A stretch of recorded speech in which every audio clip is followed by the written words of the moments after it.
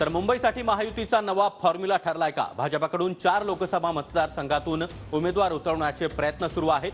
लोकसभेसाठी भाजप 4 तर शिवसेना 2 जागांवर लढणार अशी माहिती आता सूत्रांकडून मिळते आहे। उत्तर मुंबई, उत्तर पूर्व मुंबई, उत्तर मध्य मुंबईमध्ये भाजप लढणार, तर भाजप दक्षिण मुंबईच्या जागेवर आता लढणार असल्याची चर्चा देखील सुरू आहे।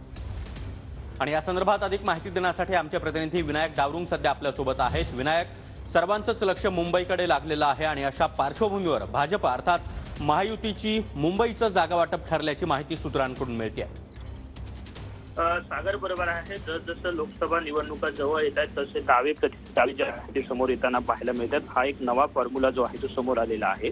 मुंबईतल्या 6 जागांपैकी 4 जागा भाजप लढणार, तर 2 जागा शिवसेना जे आहे ते शिंदेंचं गट ती लढणार आहे अशी माहिती सध्या सूत्रांकडून देण्यात आलेली आहे। परंतु दक्षिण मुंबईचा पेच जो आहे तरीही कायम आहे अशी माहिती मिळते, कारण मिलिंद देवरा यांनी शिवसेनेत प्रवेश केल्यानंतर हा पेच वाढलेला आहे।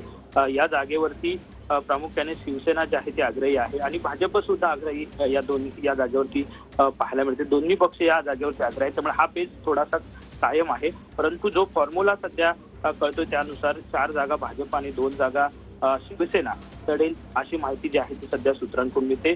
दावे प्रतिदावे जे आहे ते आता वाढत जातील, कारण लोकसभा निवडणुकीची रंगत जी आहे ती आता हळूहळू वाढायला आपल्याला पाहायला मिळेल। नक्कीच विनायक, धन्यवाद तुम्ही दिलेल्या या सविस्तर माहितीसाठी।